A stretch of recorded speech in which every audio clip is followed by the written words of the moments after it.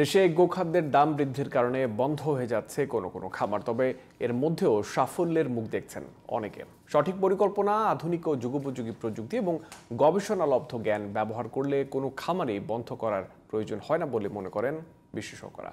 জলবায়ু পরিবর্তনের বিরূপ প্রভাব মোকাবিলা করে টেকসই খামার ব্যবস্থাপনায় অবশ্যই প্রাণী সম্পদ কর্মকর্তার পরামর্শ নেয়ার আহ্বান তাদের। পিরোজপুর ঘুরে এসে রিপোর্ট করেছেন FM বাজিদ। 2 পর্বের প্রতিবেদনের আজ দেখুন প্রথম পর্ব। ক্যামেরা ছিলেন রিয়াজ মাহমুদ। বাণিজ্যিক ভিত্তিতে গবাদি পশুর খামারকে ব্যবসা হিসেবে নেওয়ার ধারণা দেশে নতুন নয়। প্রতিনিয়তই সারা দেশে গড়ে উঠছে ছোট বড় অনেক খামার। অনেক খামার টেকসই হচ্ছে, আবার কোনোটি বন্ধ হয়ে যাচ্ছে সঠিক পরিকল্পনার অভাবে।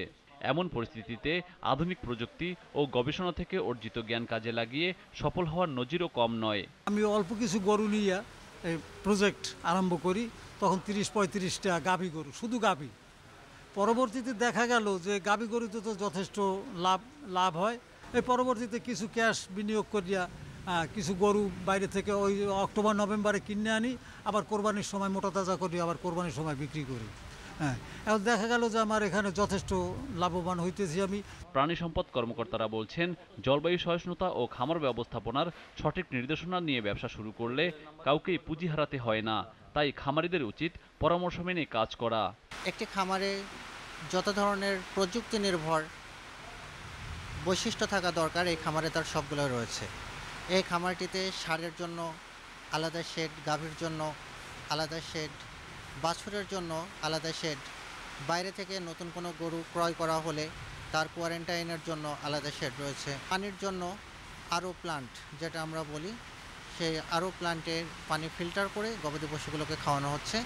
এখানে গবাদি পশুগুলোর জন্য চারণভূমি রয়েছে। গবাদি পশু থেকে দুধ ও মাংসই নয়, বরং গরুর গোবর থেকে বায়োগ্যাস এবং তা থেকে বিদ্যুৎ উৎপাদন, এমন সমন্বিত পদক্ষেপ নিতে পারলে খামারে লোকসানের আশঙ্কা থাকে না বলে মনে করেন বিশেষজ্ঞরা। আমরা বায়োগ্যাস করতে পারতাছি, বায়োগ্যাস দিয়ে আমরা জেনারেটর চালাইতেছি, তাই বিদ্যুৎ উৎপাদন করতে পারতাছি। এই বিদ্যুৎ দিয়ে আমাদের পুরো ফার্মের লাইটিংটা আমরা করতে পারতাছি, ফ্যান, টোটাল ইলেকট্রিক্যাল ব্যবহারটা করতে পারতাছি। দেশে গবাদি পশু খাতকে আরও এগিয়ে নিতে খামারিদের প্রশিক্ষণ সহ নানা ধরনের কাজ চলছে বলে জানান এই কর্মকর্তা। গবাদি পশুর খাদ্য, গবাদি পশুর ব্যবস্থাপনা, গবাদি পশুর রোগ প্রতিরোধ টিকা, রোগবালাই হলে তার চিকিৎসা, তার বাসস্থান এবং তার ব্যবস্থাপনা প্রতিটি গুরুত্বপূর্ণ এই খামারকে টেকসই করার জন্য, লাভজনক করার জন্য। FM বাজিদ, GTV নিউজ, ঢাকা।